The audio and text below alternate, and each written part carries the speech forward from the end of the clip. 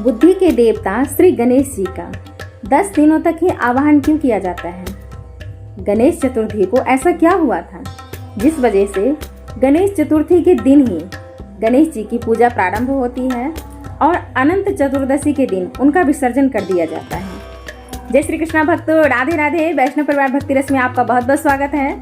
आज हम जानेंगे सबसे पहले गणेश जी की पूजा आराधना किन्होंने की थी और क्या है महत्व इनके पूजा करने का। बच्चे अगर इनकी श्रद्धा भाव से पूजा अर्चना करें तो क्यों उनकी बुद्धि में वृद्धि होती है। कहते हैं बच्चों के बहुत प्रिय हैं लंबोदर।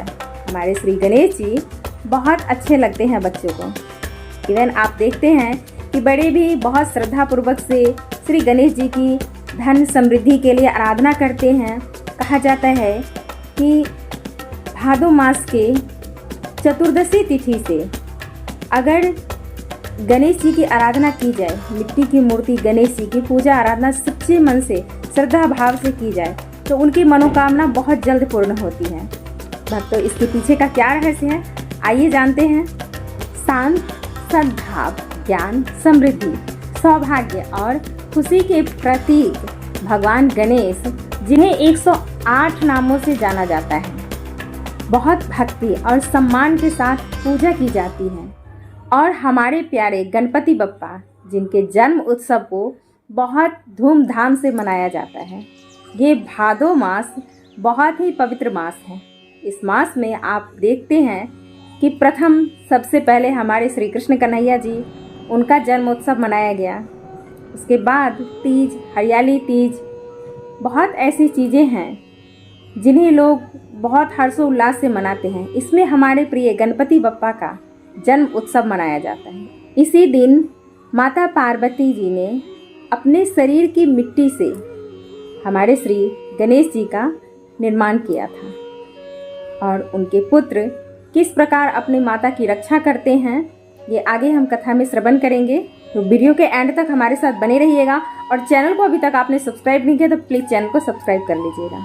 जैसा कि हम सभी जानते हैं 10 दिनों तक चलने वाला भव्य, समृद्ध, उत्कृष्ट यह उत्सव प्रारंभ हो चुका है 19 सितंबर से। कहते हैं कि गणेश चतुर्थी से शुरू होकर अनंत चतुर्दशी पर समाप्त होता है। जो अनंत चतुर्दशी 29 सितंबर को है। ढोल, ताशा, जुलूस, मिठाइयाँ तैयार करने और आकर्षण सजावट के साथ यह शुभ त्यौहार अपने महत्व और इतिहास के साथ बहुत ही बड़ा है। अब जानते हैं इसके इतिहास के बारे में कि सबसे पहले इन्हें किन्होंने पूजा की थी। कहते हैं कि यह भव्य सार्वजनिक उत्सव पहली बार मराठा शासक छत्रपति शिवाजी महाराज के समय आयोजन किया गया था ताकि अंग्रेजों के खिलाफ लड़ाई लड़ी जा सके और राष्ट्रवाद की भावना को प्रोत्साहित किया जा सके। 1893 में प्रसिद्ध स्वतंत्रता सेनानी और भारतीय राष्ट्रवादी नेता बाल गंगाधर तिलक ने भी गणेश चतुर्थी के उत्सव को बढ़ावा दिया था। भक्तों, 1893 में बाल गंगाधर तिलक ने इस त्यौहार को बहुत ज़्यादा प्रोत्साहन दिया था क्योंकि उन्हें ब्राह्मणों और गैर ब्राह्मणों को एकजुट करने का ये तरीका दिखा था उन्हें, क्योंकि निजी रूप से इस त्यौहार को सार्वजनिक करने के लिए उन्होंने इसे भव्य रूप से मनाया था ताकि ये हमारे गणपति बप्पा का त्यौहार है वो एकजुट होकर के मनाना चाहिए। घर में हम पूजा आराधना करते हैं लेकिन एकता में बहुत ताकत होती है, जिसको बढ़ावा देने के लिए उन्होंने ये 1983 में पूजा किया था इनका। तो भक्तों, आइए हम भी श्रद्धा भाव के साथ श्री गणेश जी की पूजा आराधना करते हैं और कहीं भी पंडाल हो आपके आसपास तो उसमें शामिल जरूर होंगे ताकि एकता में अनेकता होती है और एक साथ सबको पूजा करने का मौका मिलता है जब हम पंडाल में जाते हैं और पूजा आराधना करते हैं। इससे कहते हैं कि परिवार में जो भी क्लेश होता है, जो भी हमारा नुकसान होता है, वो गणपति बप्पा उसकी भरपाई कर देते हैं और घर में खुशियाँ ही खुशियाँ आती हैं। अब जानते हैं गणेश चतुर्थी किस महत्व के कारण किया जाता है, क्यों है ये प्रसिद्ध है। तो शुभता और खुशहाली का प्रतीक गणेश चतुर्दशी बहुत ही सुख समृद्धि देने वाला त्योहार है, जैसा कि आप और हम सभी जानते हैं। कहते हैं कि यह 10 दिवसीय त्योहार बहुत ही खुशहाली लेकर के आता है। कई भक्त अपने परिवार की परंपरा और प्रत्येक व्यक्ति की प्रतिबद्धता के स्तर के आधार पर अपने घरों के लिए मूर्तियां स्थापित करते हैं। कुछ परिवार गणेश चतुर्थी को 1.5 दिन, 3 दिन, 5 दिन, 7 दिन या 10 दिन तक भी मनाते हैं और हर एक दिन को अपने तरीके से मनाते हैं।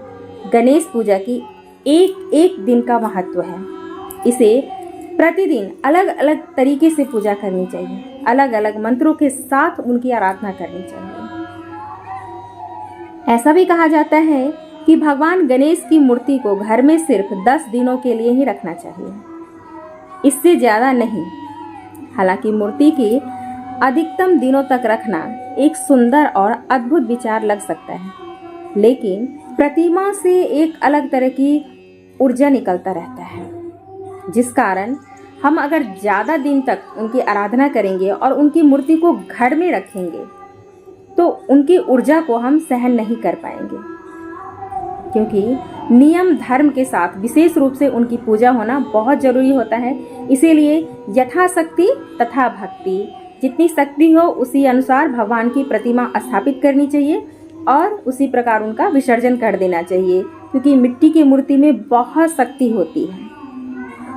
भक्तों को 10 दिनों तक उनकी पूजा और आवाहन करना चाहिए और उनका आशीर्वाद प्राप्त करना चाहिए और फिर अनंत चतुर्दशी पर मूर्ति का विसर्जन करना चाहिए। विसर्जन हाथी के सिर वाले भगवान गणेश के जन्म का चक्र का महत्व है, जिन्हें मां पार्वती ने अपने शरीर की मिट्टी से बनाया था। यह वह समय है जब भगवान गणेश को भारी मन से विदा किया जाता है।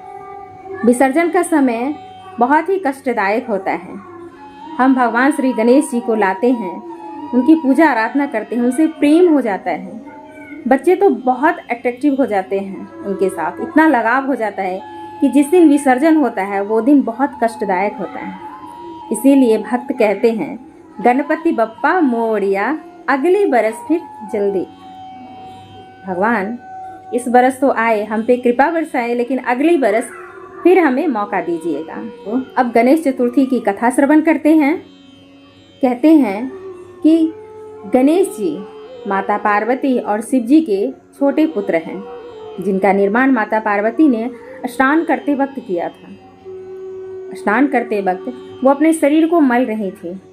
शरीर को मलने से जो मिट्टी एकत्रित हुई, उस मिट्टी से माता पार्वती ने गणेश जी का निर्माण किया। अपने पुत्र को प्राप्त करके माता फूले नहीं समा रही थी, बहुत प्रसन्न हुई माता। एक समय की बात है, कैलाश पर्वत पर कोई नहीं था और माता को स्नान करने के लिए जाना था। वहाँ पे दरवाजे नहीं थे।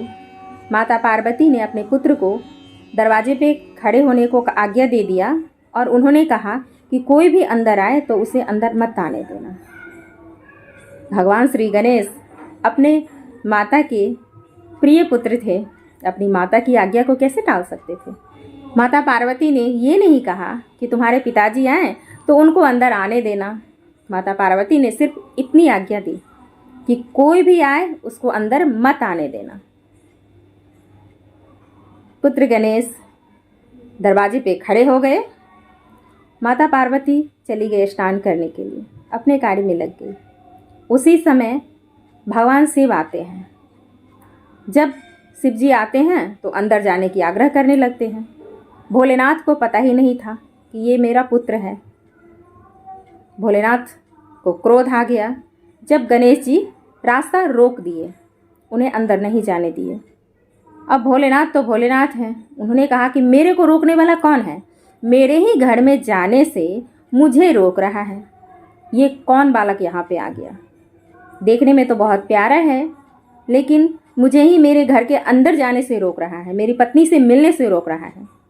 क्रोध में आ गए भोलेनाथ। बार बार भोलेनाथ ने आग्रह किया कि मुझे जाने दो, लेकिन बालक नहीं माना। माता की आज्ञा का उल्लंघन नहीं कर सकते थे, इसीलिए वो उन्हें नहीं जाने दिए। अंत में क्रोध में आकर के भोलेनाथ उनका सिर काट देते हैं। अब गणेश जी का सिर कटते ही हाहाकार मच जाता है चारों तरफ, व्याकुल हो जाती है पृथ्वी। माता दौड़ के भागते हुए आती हैं कि मेरे पुत्र को किसने आघात पहुंचाया। सभी देव ऋषि सब व्याकुल हो जाते हैं। अब माता को व्याकुल देख करके और जब भोलेनाथ को ये पता चलता है कि ये मेरा ही पुत्र है, तो भोलेनाथ भी व्याकुल हो जाते हैं और तुरंत आज्ञा देते हैं कि कहीं से भी इनका सिर जोड़ा जाए और इसके प्राण को वापस लाया जाए, इसे जीवित किया जाए। भोलेनाथ ने ये कहा कि इसका उपाय सिर्फ यही है, ये बालक तभी जीवित हो सकता है जो भी माता अपने पुत्र के विपरीत दिशा में सिर करके सो रही होगी और पश्चिम दिशा में सिर होगा, उसी बच्चे का गला ला करके अगर इसको हम जोड़ेंगे तो ये बालक जीवित हो जाएगा। ऐसा उन्होंने आदेश दिया। गण चारों तरफ फैल गए, ढूंढने लगे कौन है ऐसी माता। सभी माता अपने पुत्र को सीने से लगा करके सो रही थी, कोई भी अपने बच्चे को अलग नहीं रख रही थी। और ढूंढते ढूंढते गण परेशान हो गए। एक जगह जब जंगल में गए तो उन्होंने देखा एक हाथी हथनी सो रही है, लेकिन वो दोनों विपरीत दिशा में थे। पश्चिम दिशा में सिर था और हाथी का सिर अपोजिट साइड था। उन्होंने उसी हथनी के बच्चे को सिर काट करके ले आए और तभी भोलेनाथ ने उनका सिर उस बालक के सिर से जोड़ दिया और गणपति जी जीवित हो गए, उनके प्राण लौट आए। यहीं पर भगवान शिव ने छोटे बालक का नाम गणों के नेता गणपति रखा था। इसलिए भगवान गणेश, जिन्हें विघ्नहर्ता के नाम से भी जाना जाता है, किसी भी उद्यम या अनुष्ठान को शुरू करने से पहले पूजा की जाती है। इसके अलावा देवी देवताओं द्वारा पूजे जाने वाले भगवान गणपति रास्ते में आने वाली बाधाओं और बुराई की प्रगति को हर कर लेते हैं, दूर कर देते हैं। जो आपकी तरक्की में बाधा डालते हैं या रोकते हैं, उन्हें विघ्नहर्ता श्री गणेश जी की आराधना करने से दूर कर देते हैं प्रभु। भक्तों, ये है हमारे प्रिय गणपति बप्पा की कथा। विघ्नहर्ता श्री गणेश जी की इन 10 दिनों के अंदर पूजा अर्चना करके मनोकामना पूरी करने का वरदान मांग सकते हैं। मिलते हैं नेक्स्ट वीडियो में, तब तक के लिए जय श्री कृष्णा, राधे राधे।